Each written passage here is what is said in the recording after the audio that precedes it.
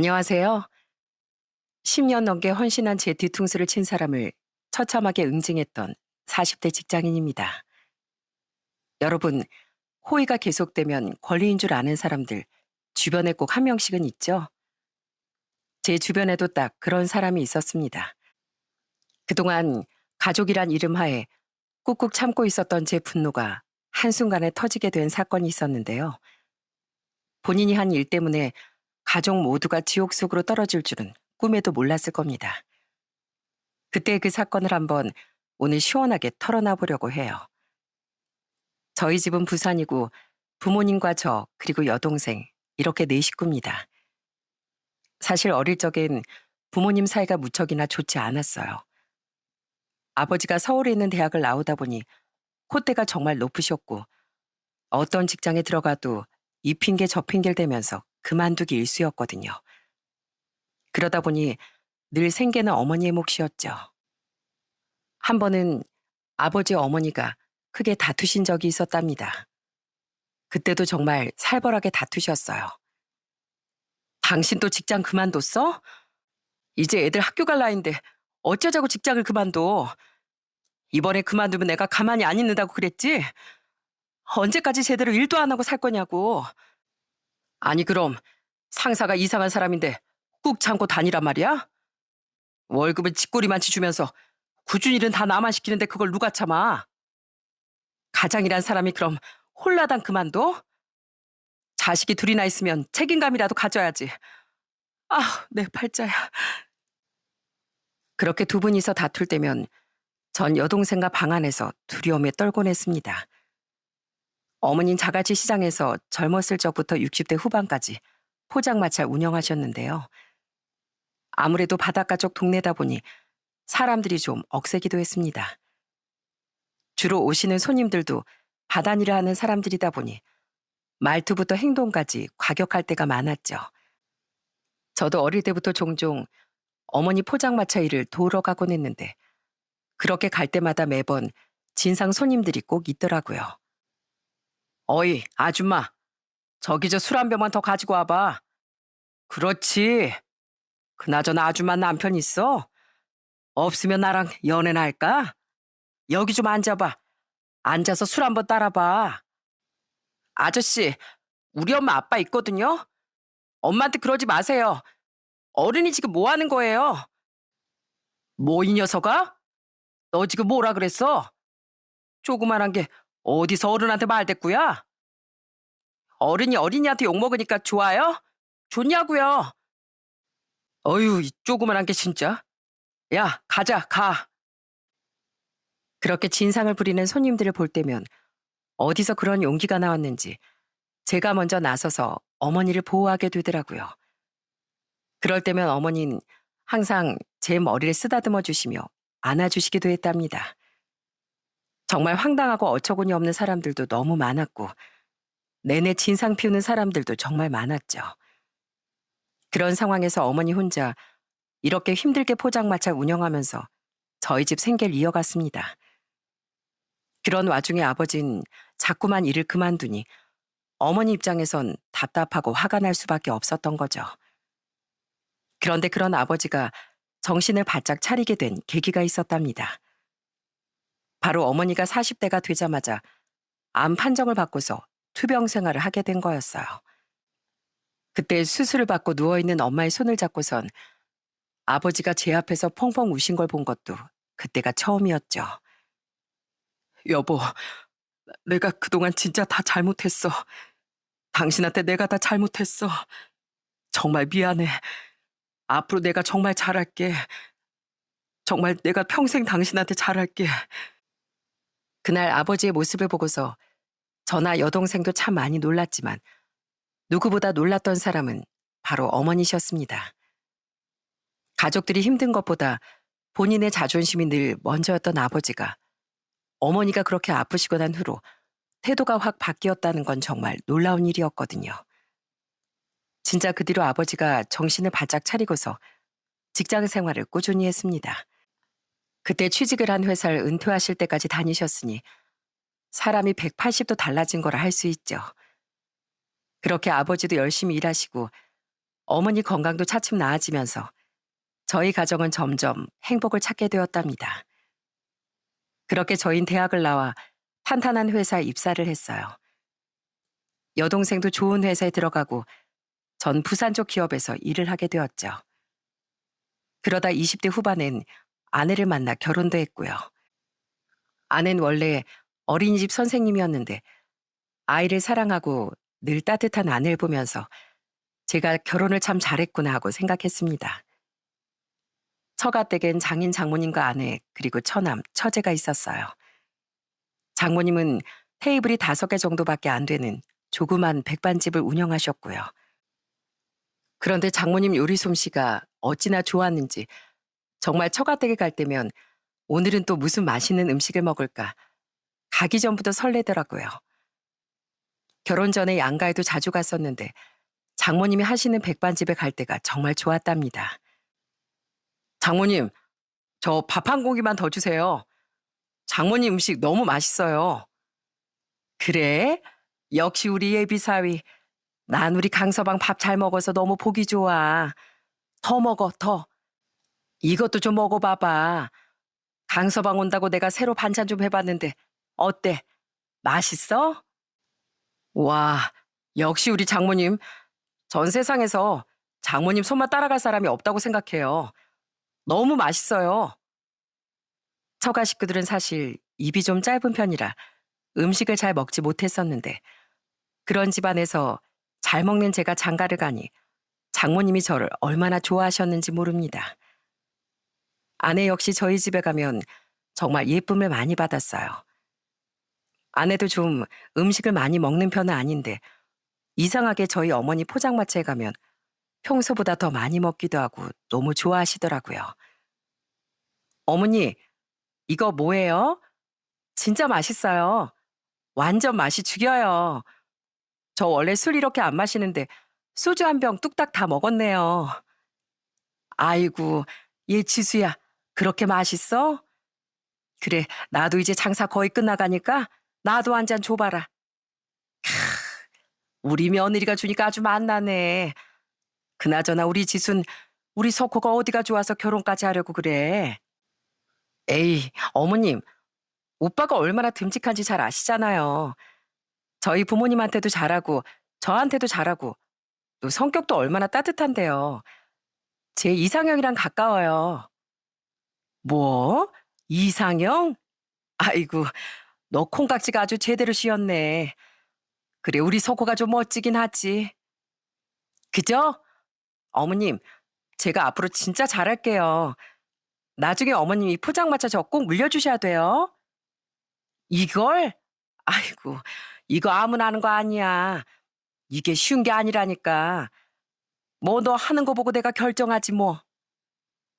그렇게 저흰 양가의 예쁨을 받으며 무사히 결혼 준비를 하게 되었어요. 저희 집에선 제가 결혼할 때 1억을 보태주셨답니다. 사실 제가 그동안 모아뒀던 돈이 그렇게 많은 편은 아니라 부모님 도움을 받을 수밖에 없었어요. 부모님께서 주신 1억이랑 제가 모은 돈과 그리고 대출을 받아 저흰 전셋집을 마련해 신혼살림을 차리게 되었답니다. 당시 처남은 백수였고 처제는 작은 회사에서 격리로 일을 하고 있었어요. 그런데 장인이라는 분이 옛날 저희 아버지처럼 일을 잘 안 하시는 분이셨습니다. 아내 말론 50살 이후부터 장인어른이 일을 해본 적이 없다고 하더라고요. 그러다 보니 허구한 날 장모님께 용돈 받았으면서 그렇게 생활을 하셨다고 들었습니다. 그래서 그런지 처가댁은 생활이 좀 넉넉하진 않았어요. 결혼할 때도 도와주긴 어려웠고 거기다가 아내도 어린이집 선생님 하면서 모아둔 돈이 그다지 많지 않았거든요. 그래서 딱 시집 올 때 아는 침대 하나만 해올 수 있었죠. 그래도 그때 당신 그게 뭐 별거 아니라고 생각했었습니다. 그저 제가 사랑하는 사람과 앞으로 평생 잘 살기만 하면 되는 건데 집안 형편이 좀 더 나은 쪽이 더 해오면 되지 않나 그렇게 생각을 했었죠. 무엇보다 아내가 부모님께 너무 잘하고 예쁨을 받았으니 경제 상황쯤이야 대수롭지 않았고요. 그렇게 결혼 생활을 이어가면서 저희는 아들 한 명을 낳았습니다. 아내가 출산했을 때 제가 얼마나 행복하고 좋았는지 몰라요. 저희 어머니도 너무 좋아하셨고요. 얼마나 좋으셨는지 아내한테 축하 선물도 해주셨답니다. 우리 며느리 정말 고생했다, 고생했어. 진통하고 출산하느라 얼마나 힘들었어, 그래. 자, 이거 출산 선물이다. 별건 아니지만 맛있는 거 사 먹거라. 어머님, 이런 거 안 주셔도 되는데. 아니야. 네가 이렇게 애써가지고 우리 집 손주 낳았는데 시애미로서 이 정도 내야지. 다른 데 쓰지 말고 지수 너 먹고 싶은 거 실컷 먹어. 알았지? 그날 어머니는 아내에게 현금 100만 원을 딱 봉투에 담아줬습니다. 아낸 그걸 받고선 정말 기뻐하고 감사했어요. 그 뒤로도 어머니는 장모님보다 더 아내를 살뜰하게 챙겨주셨답니다. 매번 미역도 끓여서 보내주시고 아내가 힘들까봐 반찬들도 손수다 소분해서 보내주시곤 했어요. 그리고 아내가 출산하고 나선 연중 무휴로 열던 포장마차도 휴일이 생겼답니다. 바로 휴일날 손주를 봐주시면서 아내를 쉬게 해주고 싶다는 그 이유 때문이었어요. 그 정도로 저희 어머니는 아내를 정말 끔찍히 생각하면서 아껴주셨죠. 자식이 태어나고 나서부턴 책임감이 생긴다는 게 정말 맞는 말이더군요. 저 역시 제 아들이 태어나고 나선 진짜 열심히 일을 했습니다. 남들보다 2배는 더 발로 뛰면서 일하다 보니 승진도 척척 잘 되더라고요. 전 이 모든 게 가족들 덕분이라고 생각했습니다. 아내는 아이가 4살 전까지 집에서 아이를 돌보며 양육을 책임졌고 아들이 4살 정도가 됐을 때 다시 어린이집 선생님으로 일을 하게 되었어요. 저희 부부는 그렇게 둘이서 서로 힘을 합쳐 으쌰으쌰하며 열심히 가정을 꾸려나갔고요. 그렇게 열심히 서로 의지하며 살아가다 보니 제가 30대 중반 때 제 명의로 된 집을 장만할 수 있게 되었어요. 정말 5년 만에 내 집 마련을 한 거였습니다. 물론 서울처럼 집값이 엄청 비싸거나 그런 건 아니었지만 너무 꿈만 같았고 세상을 다 가진 기분이었어요. 내 집 마련을 하면서 직장 동료들을 초대해 집들이도 했었는데 그때 아내가 집들이 음식을 싹 다 준비를 했었습니다. 사실 아내는 장모님께 요리를 배웠는지 나물 반찬부터 제육볶음, 찌개며 탕까지 못하는 게 없었어요.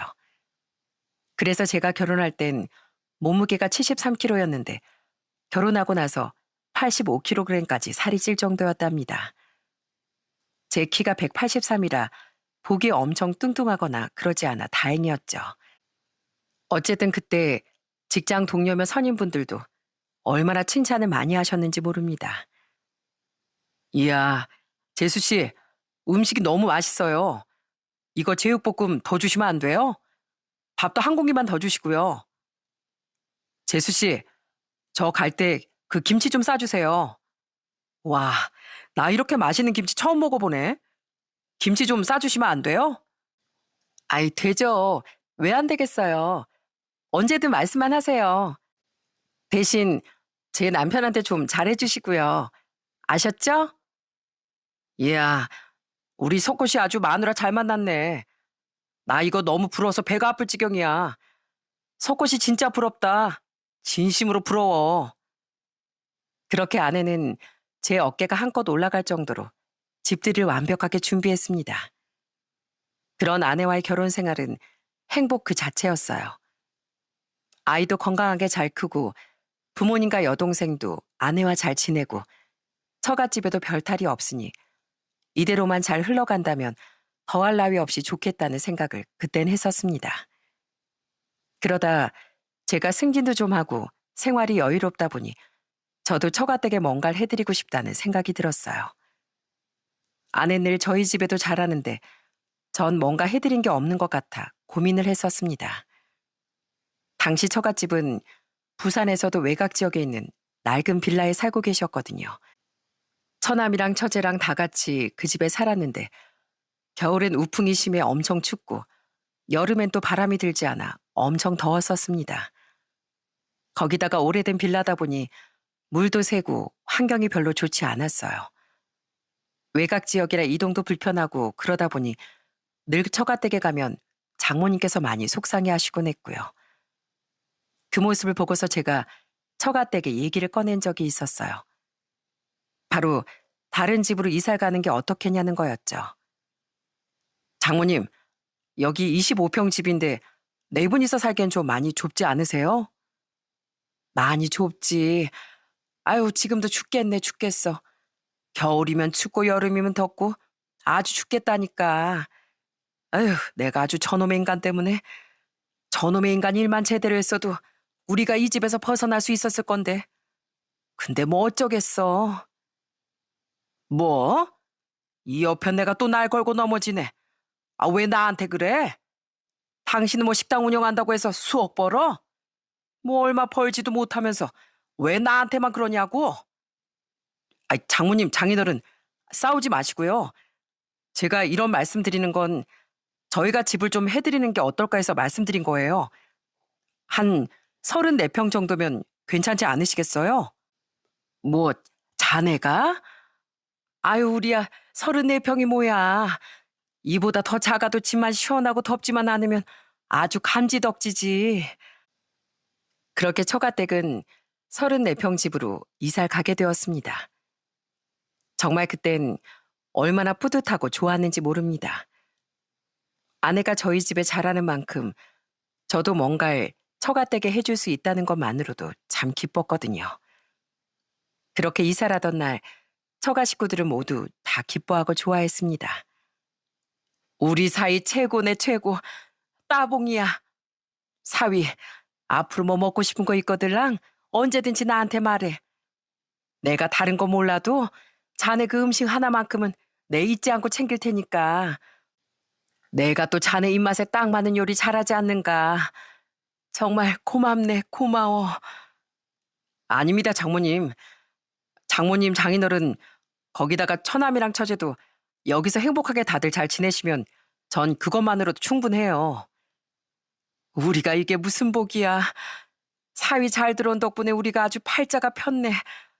강서방, 내가 정말 이 은혜는 잊지 않을게. 정말 고마워.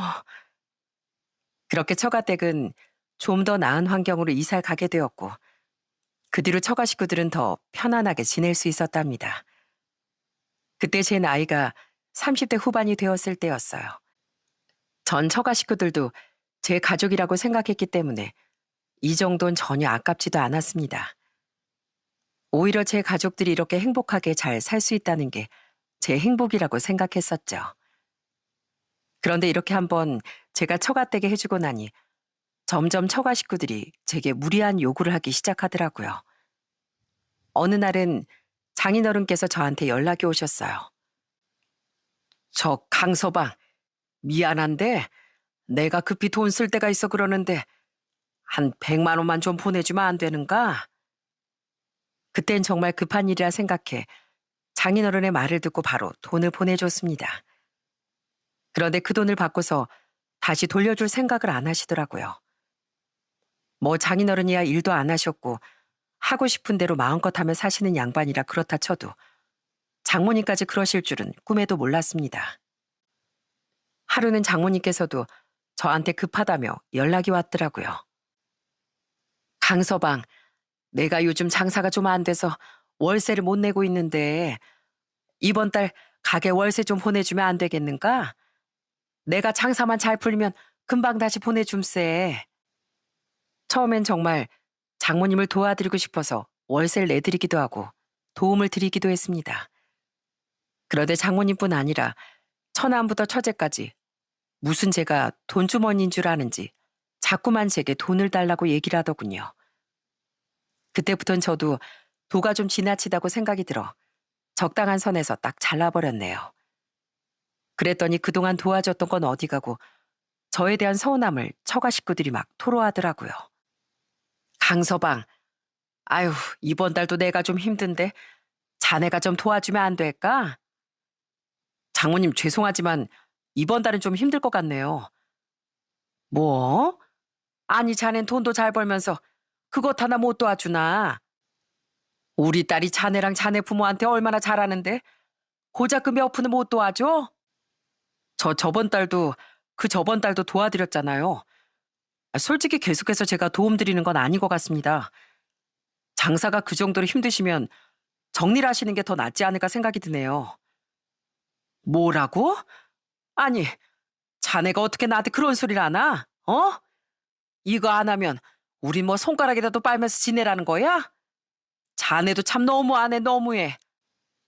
무언가를 해줬을 땐 세상에 둘도 없는 사이처럼 대하셨지만 제가 거절을 하기 시작하니 세상 못된 사이처럼 말을 하는데 얼마나 섭섭하고 서운했는지 모릅니다. 그땐 정말 제가 전셋집을 얻어준 거에도 회의감이 들더라고요. 그렇지만 어차피 전셋집이야 나중에 돌려받으면 그만이라고 생각했습니다. 아낸 제 앞에선 제 편을 들어줬지만 처가 식구들을 막지는 못했어요. 막았지만 처가 식구들이 막무가내인 건지 아니면 아내가 아예 막질 않았는지 모르겠지만 그래도 그땐 아내가 제 편을 들어줬습니다. 전 그래서 그냥 저희 가족들끼리만 잘 지내면 된다고 생각했었고요. 그러다 아들이 9살이 되었을 때 저희 집에 큰 변화가 찾아오게 되었습니다. 회사에서 좋은 기회로 본사 근무 제안이 오게 된 거였어요. 당시 전 서울 본사가 있는 부산 지점에서 일을 계속했었는데 제가 실적도 좋고 업무 평가가 좋다 보니 서울 본사로 이동해 근무를 했으면 좋겠다는 얘기가 나온 거였죠. 사실 전 회사에서 제 능력을 인정해줘서 너무 기뻤습니다. 거기다가 서울로 가게 되면 연봉도 더 올라가고 조건도 좋아지고 회사 지원도 더 많아지다 보니 놓치고 싶지 않은 기회라고 생각했었고요. 당시 아들이 학교에 들어가면서 아내도 어린이집을 그만두고 전업주부로 아이를 돌보고 있었거든요. 그래서 당연히 아내도 찬성을 할 거라고 생각했었습니다. 그런데 처음엔 아내가 좀 반대를 하더라고요. 여보, 그냥 안 가면 안 돼? 굳이 당신 혼자 서울 가는 게 난 좀 마음에 안 내켜. 그래도 나한텐 좋은 기회야. 회사에서 거처도 마련해준다고 하고 이번에 가서 잘하면 한 단계 더 도약할 수 있는 기회가 되니까 너무 걱정하지 마. 그리고 요즘 KTX면 뭐며 다 잘 돼 있잖아. 부산까지 금방 올 수 있어. 그렇지만 당신 혼자서 그렇게 먼데 간다는 게 아유 걱정하지 마. 매주 만나면 되지 뭐. 내가 이번에 진짜 열심히 할게. 뭐 혹시 또 모르지. 기회 되면 우리도 서울 가서 살 수 있을지. 그러니까 우리 몇 년만 좀 참아보자. 그렇게 저흰 눈물로 주말 부부 생활을 하게 되었답니다. 처음엔 아내와 아들이 주말마다 서울로 올라와 같이 숙소에서 지내면서 시간을 보내곤 했어요. 아내가 오고 가면 항상 냉장고엔 맛있는 반찬들이 가득가득 차곤 했었고요. 여보, 밥 먹기 귀찮아도 꼭 챙겨서 먹어. 알았지? 내가 일주일 반찬 다 나눠서 여기 뒀으니까 그냥 데워서 먹기만 하면 돼. 당신 살 빠지면 기력 빠지고 힘들어하잖아. 알았어. 걱정하지 마. 당신 이렇게 매번 반찬 챙겨주는 덕분에 나 진짜 밥 잘 먹고 있어. 아빠 준우 안 보고 싶어요? 당연히 보고 싶지. 우리 준우 이 아빠 보고 싶을 때면 엄마한테 영상통화 걸어달라고 해. 알았지? 그 뒤로도 저흰 애틋한 주말 부부 생활을 하면서 평일엔 열심히 일하고 주말엔 오롯이 가족들과 오붓한 시간을 보내며 그리움을 달래곤 했습니다. 그러던 어느 날 서울 생활 1년이 지나면서 어느 정도 적응을 했을 때쯤이었어요. 그전까지 매 주말마다 서울로 오고 부산으로 내려가고 하면서 아내와 아들 얼굴을 자주 봤었는데 그쯤부터 점점 아내가 서울에 올라오는 일이 줄어들기 시작했습니다. 한 번은 아이를 데리고서 놀이공원에 가볼까 하는 생각에 아내에게 주말에 올 거냐 전화를 한 적이 있었어요. 그런데 아내가 난감한 말투로 얘기를 하더라고요. 여보, 어쩌지? 준우 요즘 학원 다니는 거 알지? 거기서 친해진 친구들이랑 주말에 만나서 어디 가기로 했거든. 요즘 애들 이런 거 되게 중요한 거 알지? 그래? 아니, 미리 좀 얘기해 주지. 안 그래도 저번에 준우가 놀이공원 가고 싶다 그랬잖아. 그래서 이번에 갈까 했거든. 그럼 다음 주엔 어때? 다음 주에도 좀 힘들어. 다음 주엔 주말에 학원 보강하거든. 이런 거 한 번 빠지면 요즘은 쫓아가기가 어려워서. 여보, 이젠 준우도 초등학교 들어가서 공부도 하고 바빠. 그래서 자주 보긴 어려울 것 같아. 이해하지? 대신 한 달에 한 번은 꼭 얼굴 보자. 당신도 요즘 일이 바빠서 여기 못 오잖아. 아내의 말에 사실 섭섭하긴 했지만 이해가 되지 않았던 건 아니었습니다. 아들도 이젠 학생이 되었으니 공부도 해야 하니까 매번 서울까지 왔다 갔다 하는 것도 여간 피곤한 일도 아니고 그럴 수 있다고 생각했었죠. 대신 직접 만나서 얼굴을 보는 건 아니지만 자주 통화도 하고 영상 통화도 하면서 그렇게 잘 지내고 있었습니다. 그러던 어느 날 제가 마침 일이 좀 한가해져서 부산 집으로 내려가게 되었어요. 그런데 그날 제가 간다고 미리 말을 안 해서 그런지 아내가 친구들과 모임이 있다며 외출을 해야 한다고 했습니다. 오랜만에 보는 친구들이라 좀 늦게 들어올 것 같다길래 전 아이를 볼 테니 다녀오라고 했었죠. 그런데 아들이랑 둘이서 밥을 먹고 있는데 자꾸만 아들이 제 눈치를 보는 것 같아 보였습니다. 아빠, 그, 있잖아요. 그래, 준우야. 아빠한테 뭐 할 말 있어? 왜 자꾸 아빠 눈치를 봐? 뭐 필요한 거 있어? 편하게 얘기해. 뭔데? 아, 그게 아니고 엄마가 있잖아요. 엄마? 엄마가 왜? 뭔데? 얘기해봐. 엄마가 준우한테 뭐라고 그랬어? 아니에요. 처음엔 아이가 엄마한테 좀 혼이 났나. 그래서 저한테 얘기를 하려고 그런 건가 생각도 했습니다. 아내가 워낙 훈육을 강하게 하는 편이라 그런 것 때문에 얘가 저한테 얘기하려고 하는 것 같다. 그렇게 생각했었죠. 그런데 아이한테 아무리 물어봐도 결국엔 제대로 말을 하지 못하더라고요. 자꾸만 제 눈치만 슬슬 보길래 그래서 전 아이를 안아주며 얘기를 했어요. 준우야, 지금 말하기 싫으면 말 안 해도 돼. 아빠는 항상 이렇게 준우 곁에 있으니까 준우가 말하고 싶을 때 언제든지 편하게 얘기해. 괜찮아. 자, 이제 밥도 먹었으니까 양치하고 일기 써야지. 일기 쓰고 쉬다가 일찍 자자. 내일은 아빠랑 밖으로 놀러 가자. 알았지? 그렇게 전 아이를 달래고서 저녁을 치운 뒤 잘 준비를 하게 되었습니다. 그러다 시간이 좀 지나 아들이 자나 어쩌나 보려고 아들 방에 딱 들어가게 되었어요. 그때 아들 책상 위에 일기장이 딱 펼쳐져 있고 아들은 피곤했는지 그 옆에서 엎드려 자고 있더군요. 당시 아들은 매일 일기를 썼었거든요. 여러분들도 아마 어렸을 때 다들 일기 써보셨을 거라 생각합니다. 전 그 일기를 쓰는 게 참 좋았거든요.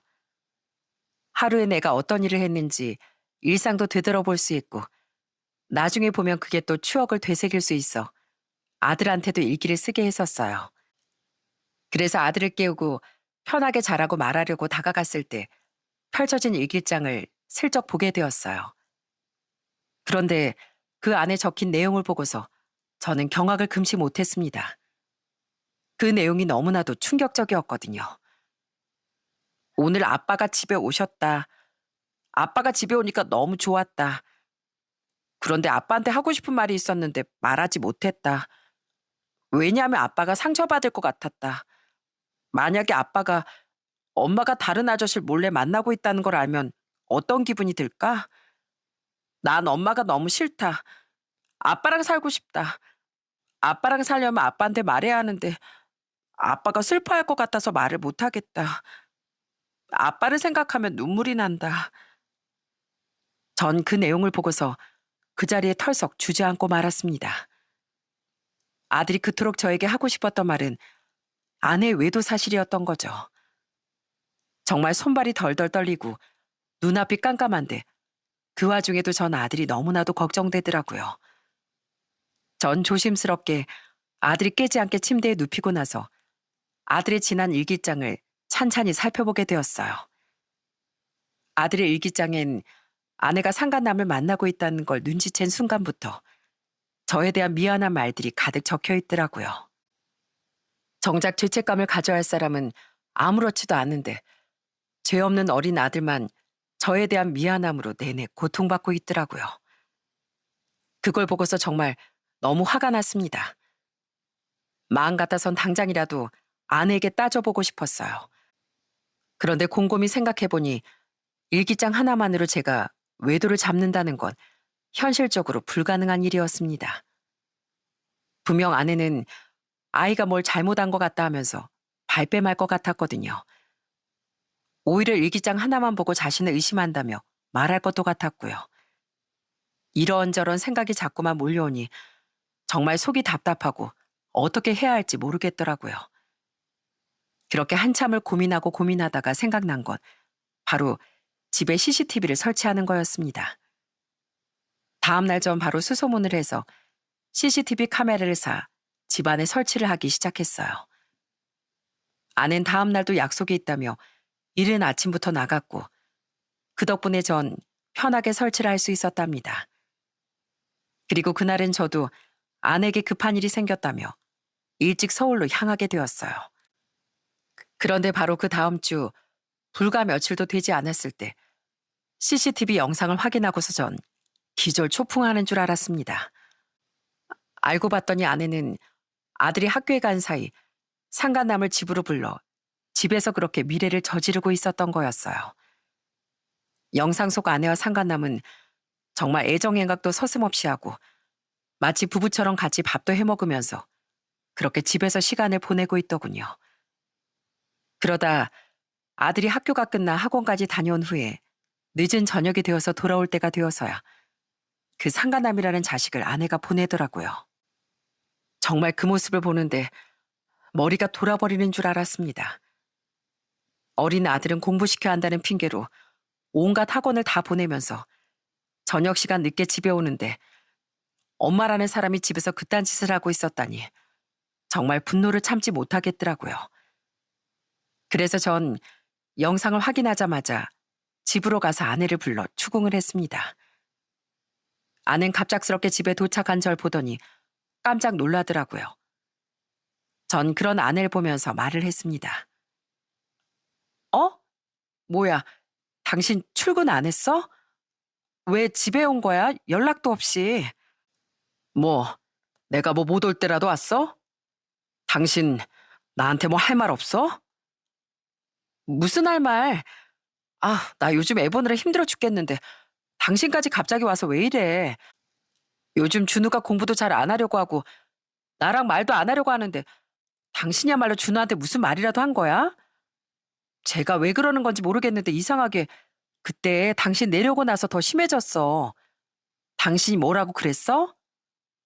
뭐? 왜 준호가 당신하고 말 안 하려고 하는지 당신은 몰라? 내가 어떻게 알아? 벌써부터 빠져가지고. 아휴, 누굴 닮아서 공부도 안 하려고 하는지 원. 빠지긴 뭘 빠져? 우리 아들이 빠진 게 아니라 당신이 빠졌겠지. 엄마로서 본분도 잊어버리고 당신이 빠진 거 아니야? 그리고서 전 가지고 온 서류들을 아내의 얼굴에 다 던져버렸습니다.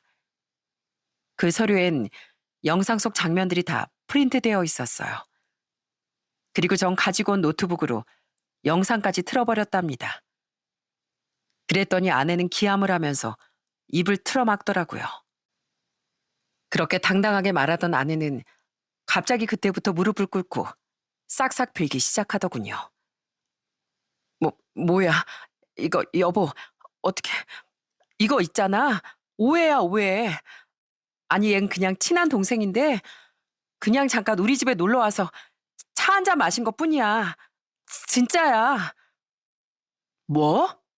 야, 넌 눈으로 안 보이냐? 지금 이게 차 한 잔 마신 걸로 보여? 이게 어디서 뻔뻔하게 오리발이야? 여보, 그게 있지? 나 진짜 헤어질게. 알았어. 나 다 인정할게. 인정할 테니까 진정 좀 해봐. 다른 게 아니라 나 그냥 좀 외로워서 그랬어. 당신도 주말 부부로 한번 지내봐. 거기다가 난 애까지 봐야 되고 혼자서 애 키우면 얼마나 힘든지 당신은 몰라.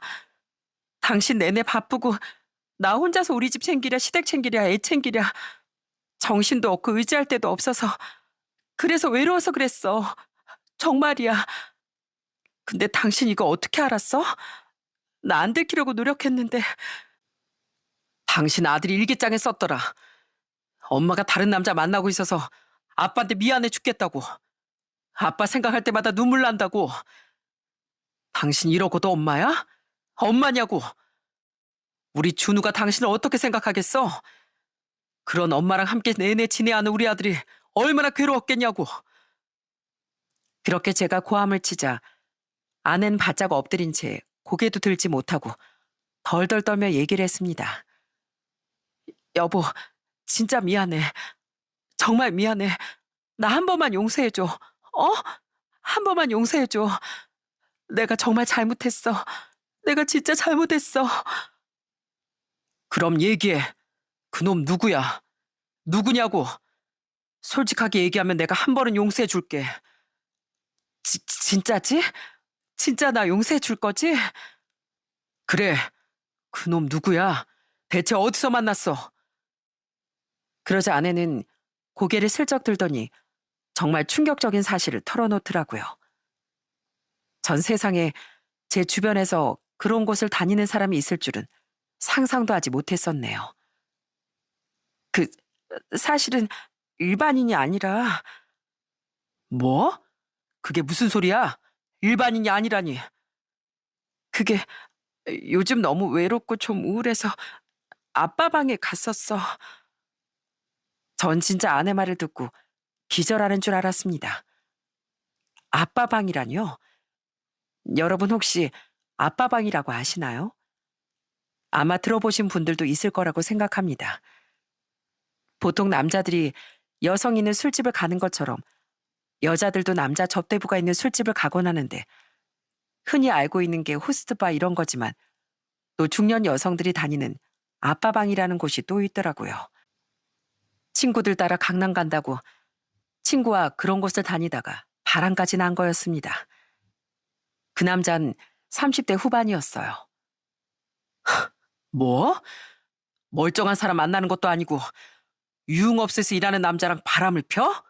어? 네가 어떻게 자식을 두고 그딴 곳을 들락날락거려?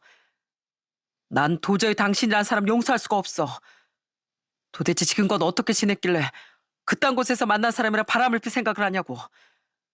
난 도저히 용서 못해. 당장 이혼하자. 갈라서자고. 뭐? 여보, 용서해준다며. 사실대로 말하면 용서해준다며. 너 같으면 술집 접대부하고 바람난 사람을 용서해주겠냐? 그놈이 도대체 뭐하는 놈인지 한번 보려고 그런 거야. 더러워서 더 이상 못 참겠으니까 당장 나가. 여기서 나가. 여보, 무슨 소리야. 이혼만은 안 돼. 여보, 내가 잘못했어. 정말 잘못했다고. 이제 준호 올 텐데 이러지 말자. 우리 아들하면 어쩌려고. 그걸 아는 사람이 그딴 짓을 벌여? 이미 우리 아들도 다 알았고 당신하고 살고 싶지도 않대. 나 역시 마찬가지야. 다음에 내가 내려올 때까지 싹 다 정리해놔. 알았어? 전 그렇게 아내에게 통보를 하고서 다시 서울로 올라오게 되었답니다. 올라오는 내내 얼마나 속이 문드러지는지 숨을 쉬는 것도 답답해서 미치는 줄 알았어요. 그런데 아내는 제가 그렇게 통보를 했음에도 불구하고 이혼을 할 생각조차 하지 않더라고요. 집을 나가라고 해도 안 나가고 자꾸 집에서 버티고 있더라고요. 평일에는 어쩔 수 없이 제가 서울에 있으니까 나가라고 하지도 못했지만 주말이 되어 제가 집에 가면 아내는 내내 저에게 미안하다고 빌고 또 빌었습니다. 전 그런 아내에게 긴 말하지 않고 바로 나가라고 얘기를 계속했어요. 그런데 아내는 끝까지 나갈 생각을 안 하더라고요. 오히려 시간이 좀 지나고 버티고 버티다 보면 제가 결국엔 용서해 줄 거라고 생각했나 보더라고요. 또 어떤 날은 제가 아무 말도 하지 않고 있으니까 아들을 시켜 절 설득하려고 했던 적도 있었고요. 주말에 내려가면 아는 제 눈치만 보면서 작은 방에 틀어박혀 있었는데 전 그 꼴도 보기 싫어서 아들만 데리고 밖에 나오곤 했었죠. 그런데 그날은 아들이 저한테 조심스럽게 얘기를 했습니다. 아빠, 엄마가 있잖아요. 아빠하고 도저히 이혼 못하겠다고 저한테 좀 설득해달라고 했어요. 와, 정말 웃기는 여자 아닌가요? 본인이 잘못해놓고 또 아들을 이용하다니. 진짜 그걸 보고서 아예 정이 다 떨어지더라고요. 전 그래도 아들한테 상처 주고 싶지 않아 그냥 조용히 끝내고 싶었는데 이 아내란 여잔 조용히 끝내선 안 되겠구나. 그때 딱 느끼게 되었답니다. 그런데 더 웃긴 사실이 뭐였는지 아세요? 그 난리가 난 와중에 장모님한테 전화가 온 거였어요. 저는 모든 사실을 알고서 저한테 뭐 사과를 하던지 그러려고 전화가 오신 줄 알았습니다. 그런데 저한테 하는 말을 듣고서 정말 어처구니가 없더군요. 강서방, 자네 우리 지수랑 싸웠는가? 네? 싸워요? 그래, 지수가 자네랑 요즘 사이가 안 좋다고 얘기하던데. 아휴, 자네도 참. 여기서 혼자서 애 아등바등 키우는 애랑 왜 그렇게 싸워? 아무리 돈 혼자 번다지만 자넨 돈만 벌 집안에 뭐 신경 쓰는 게 있어? 지수가 혼자 얼마나 힘들겠어. 자네가 좀 양보 좀 하게. 여자 혼자 시댁 챙기고 애 키우는 게 그렇게 쉬워? 하여가 남자들 그런 거 하나를 몰라.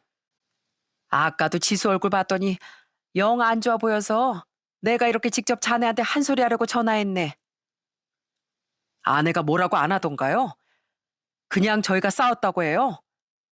저희 그냥 싸운 게 아니라요. 이혼하려고요. 아내가 말 안 한 것 같은데 그 이유는 아내 입으로 직접 들으시고요. 아이고, 애까지 있는 사람이 무슨 이혼이야. 이혼이 무슨 장난도 아니고. 뭐 자네가 지수한테 섭섭한 일이 있다고 하던데 자네가 섭섭할 게 뭐가 있나. 멀리서 지내니까 처가집 하나도 우린 한 소리 한 번 안 하는데 자네 그러면 안 되네.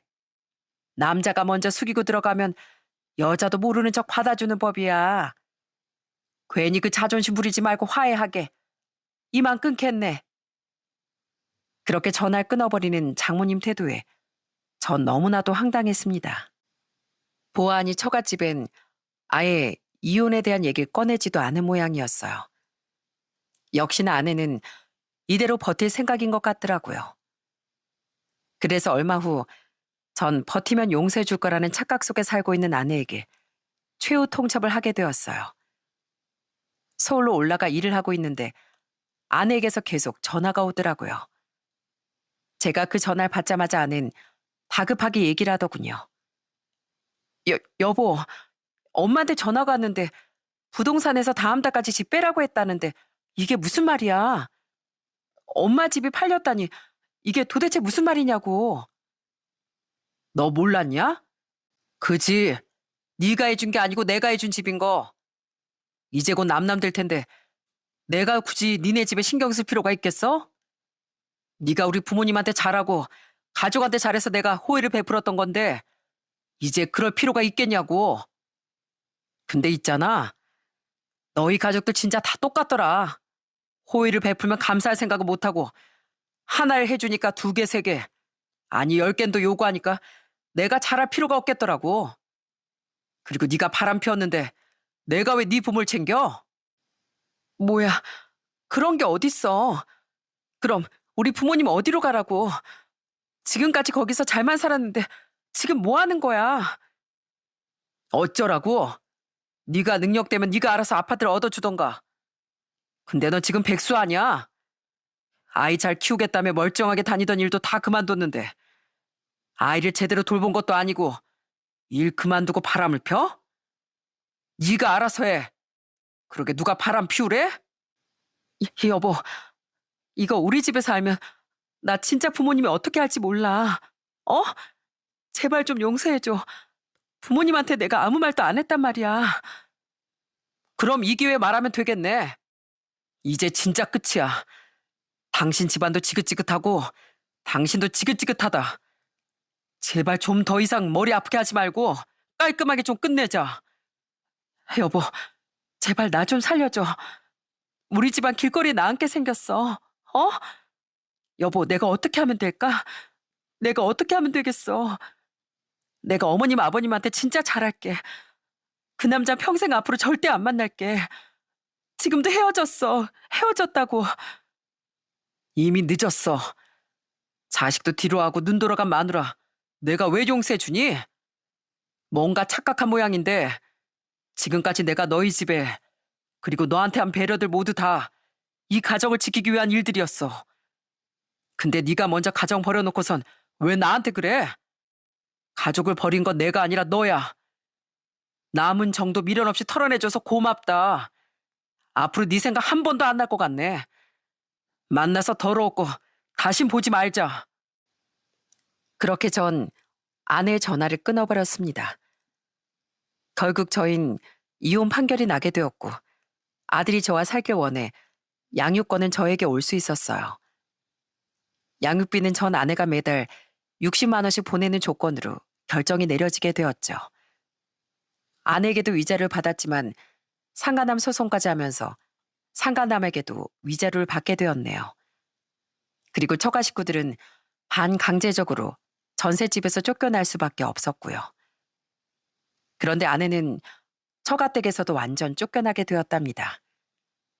장모라는 사람이 전 아내 머리채를 잡고서 아주 난리를 쳤던 모양이었어요. 딸이 바람까지 피우고 집에서 쫓겨나기까지 했으니 얼마나 기가 막히겠어요.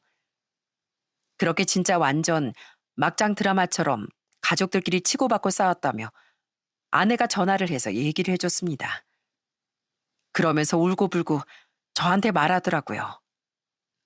여보, 내가 진짜 미안해. 정말 미안하다고. 엄마가 다시는 나 보고 싶지도 않다고 꼴도 보이지 말래. 당신 꼭 나한테 이렇게까지 했어야 했어? 내 인생 이렇게까지 망가뜨려도 됐겠냐고. 당신 뜻대로 되니까 속 시원해? 야, 헛소리 집어치우고 앞으로 양육비나 꼬박꼬박 보내. 네가 양육비 안 보내면 어떻게 되는지 알지? 네 얼굴 인터넷에 도배되기 싫으면 나한테 따질 그 힘으로 돈이나 벌어서 양육비 보내. 알았어? 내가 돈이 어디 있다고 그래. 애 키우느라 경력 단절된 것 당신도 알잖아. 그 경력 단절 내가 하라 그랬어? 네가 아이 제대로 키우겠다고 일 안 하겠다며? 그래서 그만뒀으면 헛생각하지 말고 가정에 충실했어야지. 야, 됐고. 너하고는 두말하고 싶지도 않거든? 양육비 얘기 꺼낼 거 아니면 연락도 하지 마. 양육비 안 보내면 출국 금지되는 거 알지? 그니까 알아서 잘 보내라. 그렇게 전 전화를 끊어버렸어요. 지금 전 아내는 다시 어린이집 다니며 일을 하고 있다고 하는데 아마 양육비 주고 이것저것 내다 보면 남는 것도 없을 것 같네요. 사실 전 아내가 일을 하든 말든 상관이 없던 사람이었습니다. 오히려 아내가 하겠다는 건 다 존중하고 싶었거든요. 우리 아들의 엄마로서 정말 한때는 존경을 표할 정도로 아내를 존중하고 아꼈었는데 결혼 생활 10년 이상 지나고서 이렇게 사람이 변할 줄은 꿈에도 상상 못했었네요. 전 우리 가족을 위해 먼 서울까지 와서 내내 일하며 가족들만 생각하고 버텨왔는데 아내는 본인의 외로움만 생각하고 외도를 저질렀다는 게 진짜 기절초풍할 일이었어요. 이 사연을 들으시는 분들 중에선 그래도 한 번쯤은 눈 감고 넘어갈 수 있는 일 아닌가 하실 수도 있겠지만 전 가족은 신뢰가 제일 중요하다고 생각하는 사람입니다. 더군다나 저만 배신한 게 아니라 아들까지 본인의 바람을 위해 그 어린애 학원으로 돌렸다는 건 용서받지 못할 일이라고 생각해요. 결국은 처가 식구들은 다 뿔뿔이 흩어지게 되었고 전 장인 장모는 무슨 월세방에 살고 있다던데 그러면서 엄청 힘들게 산다고 들었습니다. 전 처남이나 처제도 고시원에 들어갔다고 하지만 뭐 자세한 얘기 몰라도 예전처럼 편하게 살고 있는 건 같지 않습니다. 아들은 제가 데리고 오려고 했는데 아무래도 학교 친구들도 그렇고 서울로 가고 싶진 않다고 해서 아들의 의견을 존중해 저희 부모님과 함께 살고 있어요. 대신 전 주말마다 항상 내려가 아들과 같이 시간을 보내고 있답니다. 부모님께서 얼마나 아들을 신경 써서 돌봐주시는지 매주 내려갈 때마다 쑥쑥 커 있는 아들을 볼 때면 정말 뿌듯하고 기쁩니다. 그리고 제가 딱 집에 도착하면 이젠 제법 덩치가 큰 아들이 달려와 안기는데 그렇게 행복할 수가 없더라고요. 이게 자식 키우는 행복인 것 같습니다. 지금은 부모님도 건강하게 노후를 보내고 계시고 제 여동생도 자주 집에 와서 같이 시간을 보내곤 하는데요. 앞으로도 부모님과 여동생 그리고 아들과 함께 더 행복한 시간을 많이 만들어 보려고 합니다. 서울에서 저 혼자 이렇게 지내며 여기 사연을 듣는 게 제 취미 생활이랍니다. 여기 이야기들을 들을 때마다 참 많은 걸 배우고 느끼는데 사람은 스스로를 불쌍하게 여기며 남 탓을 하는 순간 가장 큰 잘못을 저지르게 되는 것 같더라고요. 힘들 때일수록 주변을 돌아보라는 말이 있죠. 그 말처럼 자신의 고통에만 집중하기보단 주변을 살펴보고 내가 가진 것 중 소중한 게 무엇인지 다시 한번 생각해보는 태도가 중요할 것 같네요. 저도 앞으로는 제 소중한 사람들을 아끼며 행복하게 잘 살아보려고요. 여러분들의 인생에도 소중한 것들을 놓치지 않고 끝까지 잘 지켜나가시길 바라며 이만 제 사연을 마치도록 하겠습니다. 들어주셔서 감사합니다.